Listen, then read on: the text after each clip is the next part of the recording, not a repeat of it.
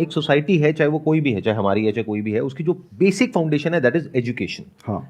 क्या आपने कुछ ऐसा ऑब्जर्व किया जो आज से हजारों साल पहले हम लोग सही कर रहे थे भारत में और आज वहां पर कुछ गड़बड़ हो रही है? Can we talk about that? Because यहाँ पर जो बहुत सारे लोग बैठे हैं वो इसी एज ग्रुप में है, around 18, 19, 20 years. I think it's going to be very relevant अगर हम उसके बारे में जी जी आप कुछ बात कर सके। जी, आज का जो एजुकेशन सिस्टम वो actually 19th century British colonial education system है, उसी को हम आज चला रहे हैं। आज हम कंप्यूटर साइंस पढ़ाएंगे, एमबीए देंगे, ऐसी डिग्रीज देंगे, लेकिन सिस्टम वही है, पद्धति वही है, पढ़ाने का तरीका वही है। Focus is on exams, focus is on memorization, focus is on degrees, और स्कूल में focus is on complete absolute obedience. May I get up teacher, may I sit down teacher, may I drink water teacher. आप सांस भी नहीं ले सकते without taking permission from the teacher. तो आप एसेंशियली बिल्कुल ओबीडियंट शीप बन रहे हो। You are not allowed to ask questions, you not allowed to think. और इससे क्या हो रहा है कि हमारे जो बच्चे हैं ये सीखते नहीं है कि first of all how to think and secondly how to learn. You have to learn how to learn. आप कुछ नई स्किल या कोई नया कंसेप्ट कैसे सीखेंगे? आप सिर्फ मेमोराइजेशन करके नहीं सीख सकते, आपको एक्चुअली उसको इंप्लीमेंट, उसको यूज करना है to solve problems in real life. That is a real acquisition of a skill, और ये सब हमें सिखाया नहीं जाता है। तो हिस्टोरिकली कैसा था? हिस्टोरिकली हमारा सिस्टम बहुत अलग था। वैदिक समय में गुरुकुल सिस्टम था, जैसे हम सब जानते हैं, लेकिन गुरुकुल क्या था, ये हर कोई गुरुकुल नहीं जाता था।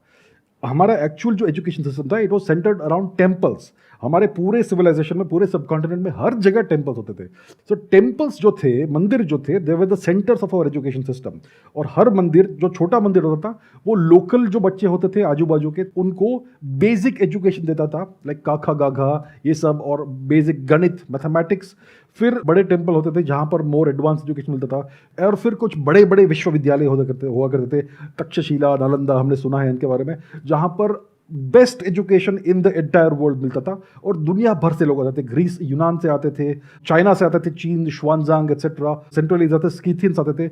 हर कोई यहाँ पर भारत में आता था ज्ञान प्राप्त करने के लिए। तो हमारा बहुत सिस्टमैटिक एजुकेशन सिस्टम था, और हर जगह स्प्रेड था, डिसेंट्रलाइज था, ये था। और उसका फोकस था ज्ञान एक्चुअली अक्वायर करने का। और हर व्यक्ति को let's say masters degree level तक का एजुकेशन की जरूरत नहीं होती थी। Most people just want to acquire एक पर्टिकुलर स्किल सेट, उससे वो अपना जीवन शुरू करना चाहते थे। You would get basic education, काका गागा, लैंग्वेज इज वेरी इंपॉर्टेंट, और दूसरा मैथमेटिक्स, बेसिक मैथमेटिक्स, एरिथमेटिक। आपके जीवन में कभी अलजेब्रा, ट्रिगोनोमेट्री की जरूरत नहीं पड़ेगी। I study advance mathematics, I love it, but I am telling you, you don't need advance mathematics in life. आपको सिर्फ एरिथमेटिक की जरूरत पड़ती है। तो अरिथमेटिक और लैंग्वेज सिखाते थे, और फिर कोई स्किल सेट जो आप अप्रेंटिस होके कर सकते हो।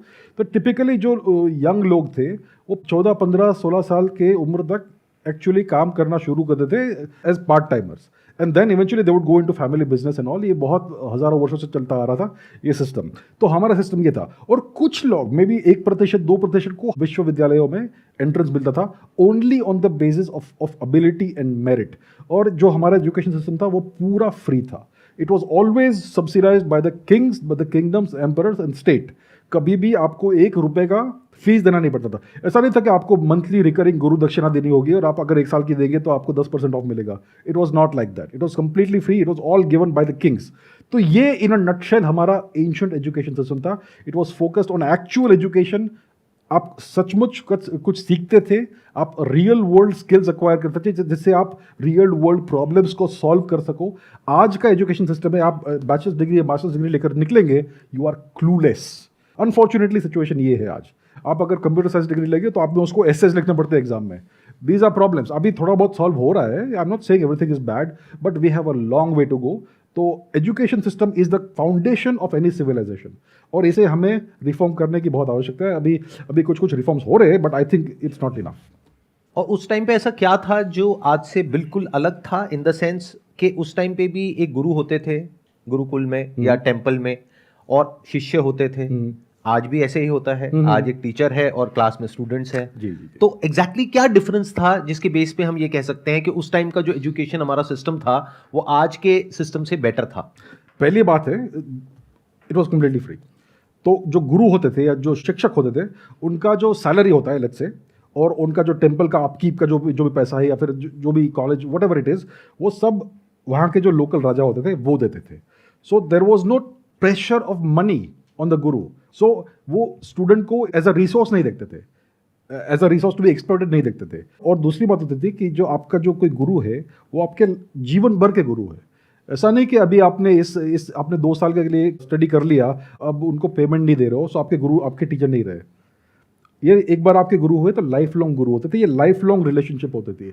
आज ट्रांजैक्शनल सिस्टम है, अगर आपने नेक्स्ट मंथ पेमेंट नहीं किया तो आपके टीचर नहीं रहे। तो एसेंशियली आज देखिए, आज हमें सिखाया जाता है कि हमारे टीचर्स हमारे गुरु है। ये सच बात नहीं है। There is a huge difference between a guru and a teacher. आज के टीचर्स में मुझे दुख से कहना पड़ता है, दे आर सर्विस प्रोवाइडर्स। आपको एक सर्विस प्रोवाइड करते हैं for which you have to pay in advance. ये डिफरेंस है, मेन कोर डिफरेंस ये है। उस समय गुरु कभी आपसे पैसा नहीं लेते थे, गुरु दक्षिणा का सिस्टम था, it was once in a life time. आपका पूरा एजुकेशन हो गया, फिर आप वॉलंटरीली उनको कुछ दे सकते हो। ये होता है गुरु दक्षिणा। ऐसा नहीं कि गुरु की दक्षिणा नहीं दी तो आपका एजुकेशन नहीं होगा। It was completely optional, completely voluntary. तो ये मेन डिफरेंस है। आई think it's a big difference, क्योंकि इससे जो डायरेक्ट कनेक्शन है वो है उस गुरु की जो रिस्पेक्ट है। हाँ, वो उस टाइम पे मैं इमेजिन कर सकता हूं कि कितनी ज्यादा होगी। बिल्कुल। आई एम श्योर उस गुरु को उस टाइम पे किंग से लेकर के जो नीचे जो लोग हैं सबसे रिस्पेक्ट मिलती होगी, और एक ऐसा दर्जा मिलता होगा सोसाइटी में कि वो अपने आप में एक बहुत बड़ा मोटिवेशन था उस टाइम पे उस गुरु के लिए। बिल्कुल कि अब मुझे सेल्फलेसली जो बच्चे आ रहे हैं उनके अच्छे के बारे में सोचना है, क्योंकि उसका अपना जो सेल्फ इंटरेस्ट था that has been taken care of. Once your basic core self interest is taken care of, then you can serve society. और ये प्रॉब्लम है। उस समय हमारा जो सोसाइटी था, इट वॉज वेरी प्रॉस्परस, बहुत ही वेल्दी सोसाइटी था। अगर आप जीडीपी का अगर स्टडी करेंगे, एंगस मैडिसन की किताब पढ़ेंगे, so India contributed at least 1/3 of the entire world GDP until 1700s। ये सिचुएशन था। And before 0 AD it was even more. तो इंडिया वाज एक्सट्रीमली प्रॉस्परस। अगर आपके पास मनी नहीं है और सरप्लस टाइम नहीं है तो आप एक अच्छा बड़ा सिविलाइजेशन क्रिएट नहीं कर सकते। So we had all that. Historically temples were incredibly wealthy. इसीलिए जो बाहर के जो तुर्क वर्क आए वो सब टेम्पल्स को अटैक करते थे, क्योंकि वहाँ पर इतना सारा वेल्थ होता था। और आज 1-2 टेम्पल्स बच गए हैं जहाँ पर ऐसा वेल्थ बच गया है। One is the Shri Anant Padmanabh Swami temple south में। वहाँ पर एटलीस्ट जो जितना खोला है वहाँ पर एटलीस्ट $1 ट्रिलियन वर्थ का वेल्थ है। और ऐसा हर जगह होता था, बहुत वेल्थ होता था। सो पीपल रिस्पेक्टेड, ये रिस्पेक्ट था कि हम आपको इतना डोनेशन देंगे for the upkeep and for future upkeep, let's say 100 साल में, ताकि आपको कोई भी तकलीफ नहीं हो और आप समाज की सेवा कर सके एज गुरुज। तो देखा जाए तो एजुकेशन एक्चुअल में टेम्पल में होती थी। That in itself is a big thing, क्योंकि then we are equating education and learning with worship. Absolutely. आज तो वो एक जरिया है बस पैसा कमाने का या कहीं से फटाफट से सेट हो जाने का, जो टिपिकल एक लैंग्वेज हम यूज करते हैं अपने घरों में कि ये लड़का तो सेट हो गया, ये लड़की सेट हो गई, वटेवर। वो दोनों तरीके से होता है। घर वाले अलग तरीके से बोलते हैं, आप लोग अलग तरीके से बोलते हैं। 1/3 of the entire GDP of the world हम लोग कंट्रीब्यूट करते थे। उसके बाद में फिर ऐसा क्या हो गया कि आज हम इस लेवल पर हैं? तो ये क्यों हुआ? हम इतना significant portion of the world GDP कैसे हम देते थे? It is because we were a completely fully industrialised civilization. अगर आप 5-6 हज़ार वर्ष पहले के आर्कियोलॉजिकल रिकॉर्ड को देखेंगे, सरस्वती सिंधु एरिया में, सप्त सिंधु एरिया में, जैसे आज हम हड़प्पन या इंडस वैली रीजन बोलते हैं, तो वहां पर आपको दिखेगा कि हर सिटी, हर विलेज, हर बड़ा शहर, हर छोटा गांव में जो रोड्स होते थे वो बिल्कुल स्टैंडर्डाइज तरीके से ग्रिड सिस्टम में लेआउट होते थे। और दूसरी बात थी कि वहां पर बहुत अलग अलग इंडस्ट्रीज थी। Ship making industry, hydro engineering industry, bead making industry, हर प्रकार की इंडस्ट्री हुआ करती थी। So we were a completely fully industrialised civilisation 5,000-6,000 years before today. और फिर क्या हुआ कि जो ब्रिटिश आए भारत में, उन्होंने सिस्टमैटिकली भारत को डी इंडस्ट्रियलाइज कर दिया, सारे इंडस्ट्रीज नष्ट कर दी उन्होंने। Until 1700 we were still a fully industrialize civilization. उन्होंने सारी इंडस्ट्रीज क्यों नष्ट की? क्योंकि वो इंडिया को एज अ मार्केट बनाना चाहते थे। They wanted India to be converted to a market so that they can extract more wealth out of India. वो अपना थर्ड रेट चीप कॉटन और वो जो भी फैब्रिक टेक्सटाइल वो बनाते थे मैनचेस्टर में, वो यहाँ पे डंप करना चाहते थे। In exchange for that they wanted to extract India's gold and silver out of India. So British ने भारत को कंप्लीटली डी इंडस्ट्रियलाइज कर दिया। और दूसरा, everybody in India had land, सबका लैंड उन्होंने हड़प लिया। ये एक्चुअली तुर्कों ने शुरू किया, मुगल्स ने, और फिर ब्रिटिश ने उसको सिस्टमैटिकली और टू द नेक्स्ट लेवल ले गए। इसलिए भारत का जीडीपी टूट गया। व्हेन द ब्रिटिश केम, जब उनका जो क्या बोलते हैं ब्रिटिश राज शुरू होता है 18th सेंचुरी के आसपास, तब भारत का GDP about 25% of the world था उस समय। 1700s 1800s की बात है, और जब वो निकले यहाँ से तो 2% से कम था। कहाँ गया सब? दे टुक इट। ये बात है, दैट्स व्हाट हैपेंड। आपके भी मैंने कुछ वीडियोस देखे हैं, उसमें कमेंट्स ये रहते हैं कि आपके जो ओपिनियन है वो ट्रेडिशनल हिस्ट्री से डिफर करते हैं और फैक्ट्स नहीं होते हैं बट ओपिनियन है। तो अगर लेट्स हम ये सपोज करते हैं कि अभी तक जो हमें पढ़ाया गया था वो हिस्ट्री अगर गलत है, तो it's been around 70 years since independence, तो हमारी तो एक जनरेशन ने एक हिस्ट्री पढ़ लिया। अब अगर हम ये कहते हैं कि हिस्ट्री अलग थी, तो अब तो उस चीज़ को हम अगर मान लिया जाए कि 70 साल में हमारे पेरेंट्स ने जो हिस्ट्री पढ़ा, तो हम उसको अब कैसे गलत मान लें? ये बहुत अच्छा प्रश्न पूछा इन्होंने। What is the difference between a fact and an opinion? Do we know how to think? Do we know how to learn? किसी को हम एजुकेशन सिस्टम में पढ़ाते नहीं है how to find the difference between somebody's opinion and an actual fact. और दूसरा, how to do critical thinking. आप ये कैसे सोच समझोगे? Let me explain what is the difference between a fact and an opinion. आज अगर आप टेक्स्ट बुक पढ़ते हो हिस्ट्री की, किसी ने भी लिखी है लेट्स से, आपको कैसे मालूम पड़ेगा कि ये फैक्ट से ओपिनियन से? अगर फैक्ट है, they will give actual primary resources कि मैं ये कह रही हूँ या कह रहा हूँ, मैं ये चैप्टर लिखा है, it is based on these sources, and then you can go and verify those sources. That is how you know it's a fact. अगर कोई बिना रेफरेंसेस का हिस्ट्री बुक लिखता है, दैट इज कंप्लीट ओपिनियन। और हमें इतना भी सिखाया नहीं जाता कि how to fact check something. आजकल कुछ ऑफिशियल प्रोफेशनल फैक्ट चेकर्स है सोशल मीडिया पे, जिनका जो कहना है वो सब फैक्ट है। हाउ डू वी नो भाई? We have to learn the ability, we have to acquire the ability to do our own fact checking. It is not that difficult, लेकिन किसी को सिखाया नहीं जाता है। So you have to look for sources and references. अगर let's say Mrs. XYZ ने ये कहा, ये लिखा एक टेक्स्ट बुक में, तो you need to know how to fact check what is written there. You are right कि कुछ कमेंट्स आते हैं कि मैं जो कह रहा हूँ it is completely against whatever is traditional history. भाई traditional history को आप फैक्ट चेक कर लीजिए। Please do your fact checking कि इन्होंने ये क्लेम किया है, वो क्लेम किया है, उसका बेसिस क्या है उसके क्लेम का। Problem is we don't have the ability, हमारे बच्चों में एबिलिटी है ही नहीं to do fact checking. So they are completely confuse and clueless कि किसकी बात सही माने। You have to invest some time in learning how to do your own fact checking. It is not that difficult. आपको Google search करना सबसे पहले सीखना है अच्छे से, और दूसरा you to go deep in to sources. आपको रैबिट होल में कैसे डीप जाना है वो समझना है। It is not that hard to do fact checking. Then you will not have to wonder कि भाई ये सच बोल रहा है या वो सच बोल रही है, क्या सच है।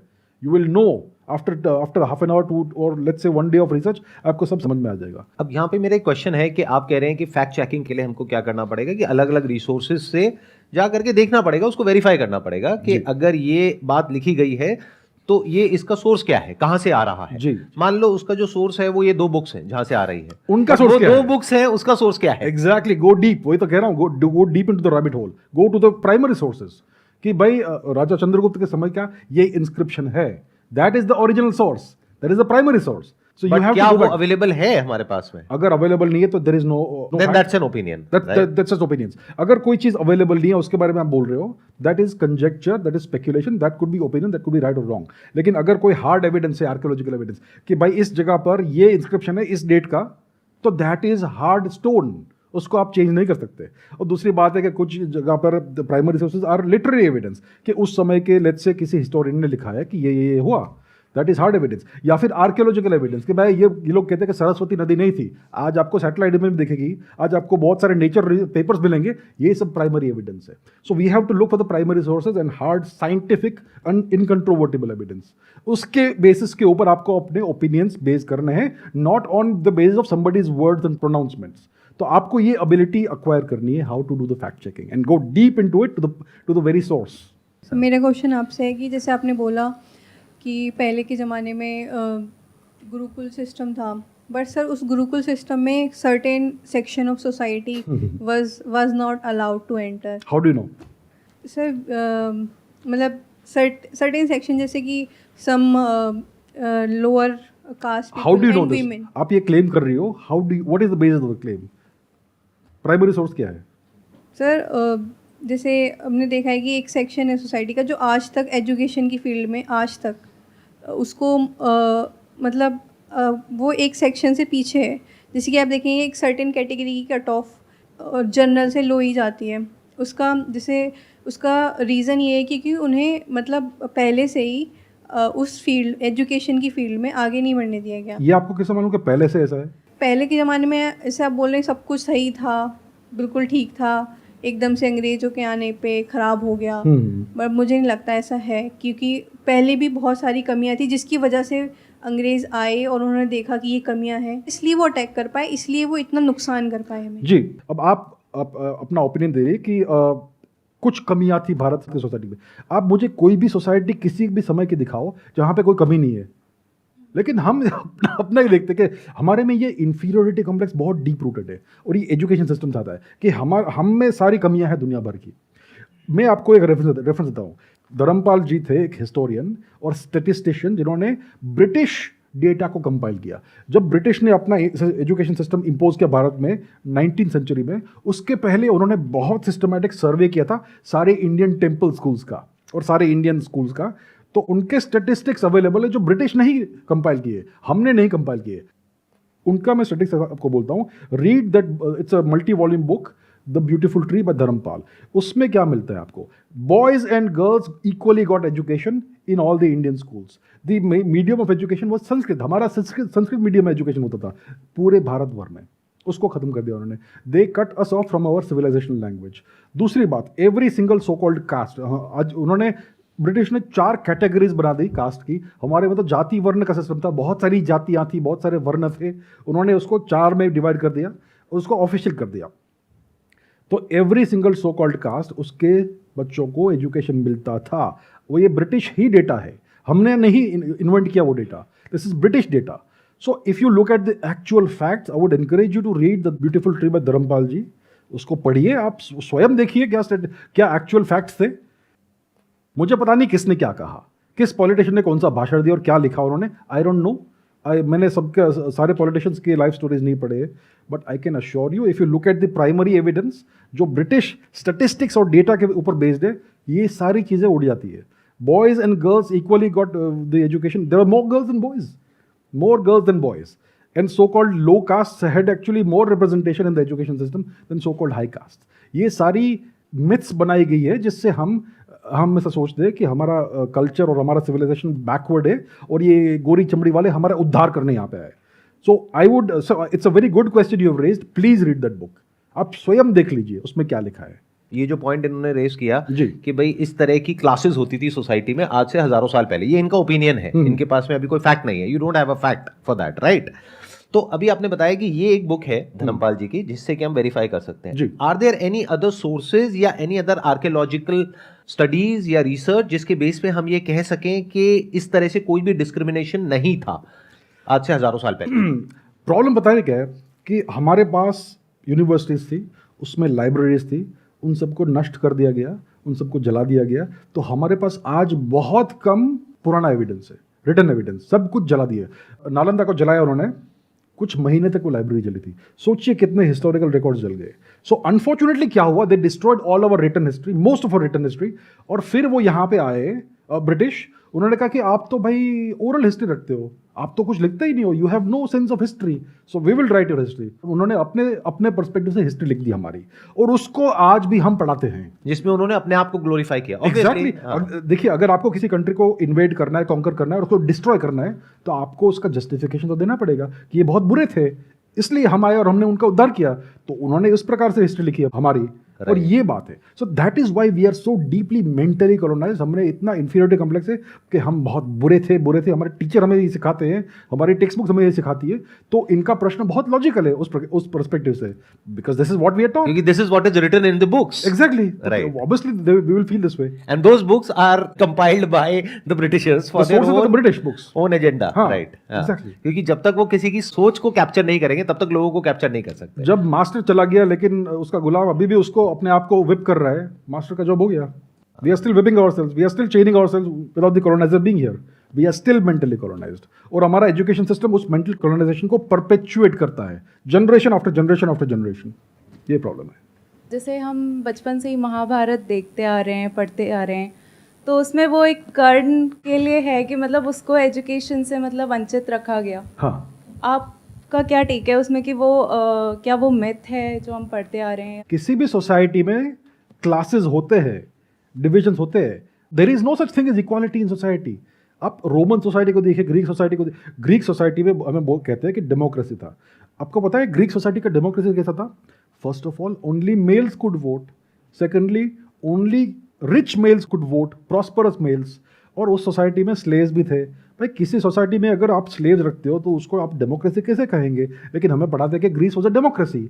तो ये सब चीज़ें, if you look at any society from any time in the world, आपको इक्वालिटी नहीं मिलेगी। Equality is a myth. We can give equal opportunities to people but you will not get equal outcomes.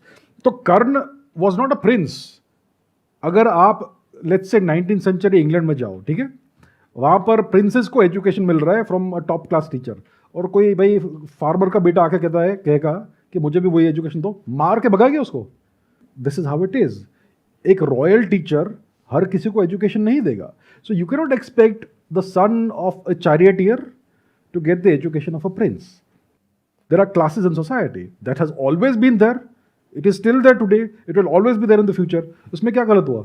Everything was not good in past, so we can say that we are moving forward. We were once backward, now we are getting better. Yes. No, I don't disagree completely with it. We were way better 1,000 years ago. Then क्या हुआ कि our society got invaded and destroyed. हमारी society जिस प्रकार से function होती थी 1000 वर्ष पहले, उसको तोड़ दिया गया by the Turks who invaded India. They destroyed the way society functioned. जो हमारे जो मेन इंस्टीट्यूशंस थे, एजुकेशन सिस्टम और हमारे जो रूलर्स थे, उन सबको हटा दिया गया और एक फॉरेन सिस्टम हमारे ऊपर इम्पोज किया गया। और जब आपका सोसाइटी, आपका सिस्टम जिस प्रकार से इवॉल्व हुआ है उस प्रकार से फंक्शन नहीं कर सकता, तो उसमें कुछ विकृतियाँ आ जाती है over a period of 1000 years. So these things happen. Some bad qualities come inside. कुछ विकृतियाँ बाहर से आती है, कुछ विकृतियाँ अंदर बन जाती है। If you are not allowed to function the way you have evolved to function for thousands of years, something will go wrong. देखिए, एग्जाम्पल देता हूँ। We all know about Apple Corporation. Apple, iPhones, all that. उसका foundation किसने किया? उसको found किया Steve jobs ने। Now Steve Jobs was the founder of Apple. He ran Apple for a few years. फिर उसको निकाल दिया और फिर एक नया बॉस आ गया, उसका मुझे नाम याद नहीं है। And then the new management ran Apple into the ground. It nearly went bankrupt. So, किसकी गलती है? Is it the fault of the employees or the leadership that the company got bad practices inside it? Everything went wrong. Who is at fault? The employees or the leadership? Leadership. And then Steve Jobs comes back and he fixes the problem because of the better leadership. In India, for the past 1000 years, we had horrible leadership and everything went wrong internally. किसको आप blame करेंगे? स्वयं को blame कर देंगे कि हमारी society खराब है या फिर लीडरशिप खराब थी? Think logically. क्रिटिकल थिंकिंग की जरूरत है हमें। पूरे विश्व का सबसे पुराना जो टेक्स्ट है वो है ऋग्वेद। ऋग्वेद में बहुत सारे श्लोक है जिसके ऑथर लेडीज है, महिलाएं। गार्गी, घोषा, लोपामुद्रा, बहुत सारे नाम है। आप मुझे पूरे विश्व में कोई भी रिलीजियस टेक्स्ट दिखाइए, फाउंडेशनल रिलीजियस टेक्स्ट, जिसका एक शब्द भी किसी महिला ने लिखा हो। If you have read Upanishads, तो उसमें आप देखेंगे बहुत जगह पर there are lot of females जो आत्मज्ञान प्राप्त कर रही हैं। आत्मज्ञान which is the highest form of knowledge. Vedas मतलब नॉलेज एंड वेदांता मतलब the essence of all Vedas, the supreme knowledge. That means knowledge related to the self. और वो सेल्फ नॉलेज भी दी जा रही है फीमेल्स को, और वो फीमेल्स आगे उस नॉलेज को शेयर कर रही हैं। तो ये बहुत बड़ी बात है जो ये कह रहे हैं। This is not a small thing. इससे आप आइडिया लगा सकते हैं कि डिस्क्रिमिनेशन था या नहीं था, और था तो किस लेवल पे था। और उन फीमेल्स का भी आप बैकग्राउंड चेक कर सकते हैं। They were not from royal families. जी बिल्कुल। इनफैक्ट अष्टावक्र गीता अगर आप पढ़ेंगे तो अष्टावक्र जिनकी हम बात करते हैं, he was not a king, और उनकी पूजा कर रहे हैं कौन? राजा जनक। दूसरा एग्जाम्पल है चंद्रगुप्त मौर्य। किनके पुत्र थे वो? किनके पुत्र थे? उनका लीनिएज क्या था? कुछ नहीं था। He became the emperor of all India. ये था भारत। कहाँ है डिस्क्रिमिनेशन? उनके गुरु कौन थे? विष्णुगुप्त चाणक्य, ब्राह्मण। फैक्ट्स देखिए प्लीज। मैं यही कह रहा हूं, please think critically, look at actual data, look at actual facts, think on your own without taking someone's opinion as your thoughts. इस तरह से अगर आप समझेंगे तो there are lot of things which are not right in almost all the societies. तो हम गलती क्या कर रहे हैं? एज ही सेइंग कि हम अपने आप को ब्लेम कर रहे हैं, अपनी सिर्फ कमियों को देख रहे हैं, अपनी जो अच्छाइयां उसको नहीं देख रहे। हम ये नहीं देख रहे कि whatever the system was, we contributed to 1/3 of the GDP of the world. That is big thing. इसका मतलब समझो ना क्या था कि मतलब वी वर प्रॉस्परस. तो जो भी सिस्टम था, including the limitations of the system, उसकी प्रॉब्लम्स के बावजूद भी we were doing financially well. जो आई थिंक जो सिटीज थी, दोज वर आल्सो प्लान्ड, जहां तक मैंने पढ़ा है, सुना है. Better drainage systems than what we have today in India. अभी लास्ट ईयर फ्लड्स हुए थे पाकिस्तान में, हर जगह पाकिस्तान फ्लडिंग हो गया था, लेकिन मोहनजोदड़ो में पानी निकल गया. कहाँ से? 5000 ईयर ओल्ड ड्रेनेज सिस्टम जो हमारे पूर्वजों ने बनाया. देखिए, कोई भी सोसाइटी अगर प्रॉस्परस है तो it is a function of the success of the society. और किसी भी सोसाइटी में बहुत सिस्टमैटिक इश्यूज है, बहुत डीप रूटेड इश्यूज है, तो वो प्रॉस्परस नहीं हो सकती unless it is an empire like the Roman empire, जो दूसरों को कॉलोनाइज करके उनकी वेल्थ छीनती है, या ब्रिटिश एम्पायर जो प्रॉस्परस हो गई दूसरों की वेल्थ छीन के. हमने किसी को कॉलोनाइज नहीं किया, but we can become prosperous on our own through our own output. So that tells you हमारी सोसाइटी एक्चुअली बहुत अच्छी थी. कुछ ना कुछ इश्यूज होंगे यहाँ वहाँ, but nothing major. That is you to understand.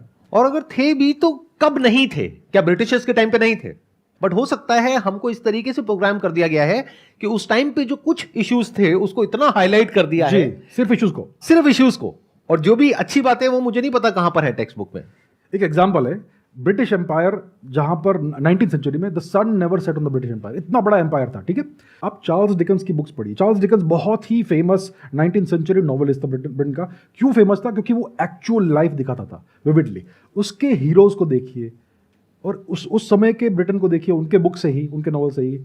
Poverty everywhere, inequality everywhere. Oliver Twist की कहानी देखिए, पुअर ऑर्फन, उसको कितना मिसट्रीट करते हैं. वहाँ पे कितने पुअर लोग होते हैं जो पुअर हाउस में रहते हैं, उनके पास रात को सोने की जगह नहीं होती है. London was full of poverty and crime in the greatest empire in the world. ये सच है. These are facts. इंडिया में कभी ऐसा नहीं था. वी हैव टू अंडरस्टैंड, हमें कंपैरेटिव स्टडी भी करना चाहिए. ब्रिटिश एम्पायर का स्टडी कीजिए, उनका सोसाइटी कैसा था. वो 13 साल के बच्चों को हैंग करते थे for stealing a loaf of bread. Bharat में कभी ऐसा होता था? Please understand the real world. बाहर जाके देखिए, कंपैरेटिव स्टडी कीजिए और फैक्ट्स देखिए, then you will know the truth. So I invite you all to do that for yourselves. किसी का ओपिनियन को मत स्वीकार कीजिए, खुद से रिसर्च कीजिए, खुद से क्रिटिकल थिंकिंग कीजिए. Examine the evidence and actual facts. Thank you so much sir यहाँ पर आने के लिए. It My was pleasure. Pleasure meeting you and pleasure talking to you. Pleasure talking to you. Thank you so much. Big round of applause for him.